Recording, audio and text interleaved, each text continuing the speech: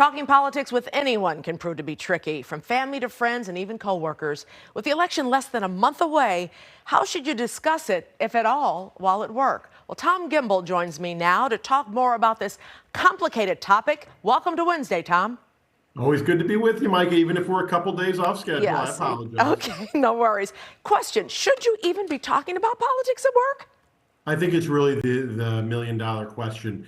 The problem is it's a lot of what everybody's talking about. And so if you put a big X next to it and say you're not going to talk about this at all, people are going to talk about it anyways. So the question is, do you get out in front of it and say, we know people are going to be talking about it. We need to respect one another. Half the country votes for one party, half the country votes for another. We wouldn't think that our company would be any different, and begin to let people know and start to build a level of tolerance, which is what we need in the country anyways. Is it something that the boss should say beforehand? Like, for instance, the debate was last night, and a lot of people were watching it, if not most.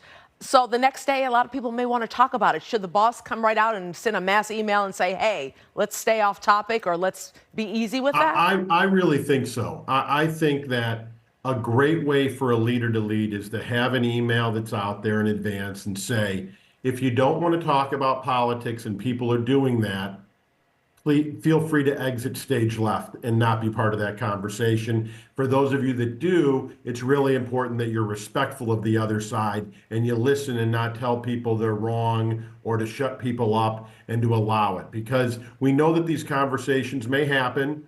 We realize this is a free country and people can talk about anything they want. But if we're not going to be respectful, then we'll have to deal with things in a way that's not as diplomatic and to get out in front of it. Because at the end of the day, if you have somebody who's a know-it-all or you have somebody who's so passionate or what have you, they're going to talk about it anyways, Micah. And so you can either deal with the problem in the beginning and say, we realize this may happen, or just have it, kick you in the back of the head without being ready for it. And I'm always one for being prepared in advance. What if you really, really, really, really want to talk about it? How do you deal with that conversation? I think it really is a test of saying, are you tolerant of somebody who has different views of you? And that's the question, because too often we've seen this where we've read the things for 8 years now that family members don't talk to one another over this presidential election. So if you want to talk about it in the office, you've got to say a couple things to yourself and say, is it worth losing my job over? Not the fact that you differ with the boss, but that you cause problems as a result of wanting to talk about it. And if the answer is yes, you may have another issue. But really the challenge is, are you open to listening to somebody else no matter how much you disagree with them? And hopefully the answer is yes. And that's about an evolution in comprehension that I think is actually part of development. Let's say you're interviewing for a job like right now and things are going on because this is a real hot button issue less than a month away before the election. And the person interviewing you, your subsequent boss, wants to talk about, hey, what's going on? What do you think about this? I mean, do you shy away? Do you say, well, let me go along with it because I want the gig? I'll give you the perfect answer, Micah. The perfect answer is, I'm very confident that one of the two candidates is going to win the election, and I plan on staying an American citizen, whichever one wins. I love that. I love that. What if you're in a job, though, that is all about politics? Like, we talk about politics all the time here at the TV station, news stations. And I'm sure everybody is not on the same side.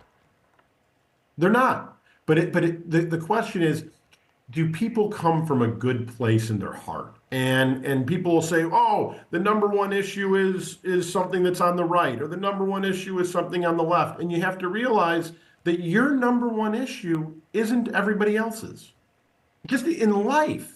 And I think that tolerance is something, if there's one thing that frustrates me more about today's society, and not just the election where the campaigns for president of the United States, but across all platforms, is that people have less tolerance and a desire to understand why somebody thinks it, and they just want to tell them they're wrong. And when you're in the workplace, you don't just tell your customers, you're wrong.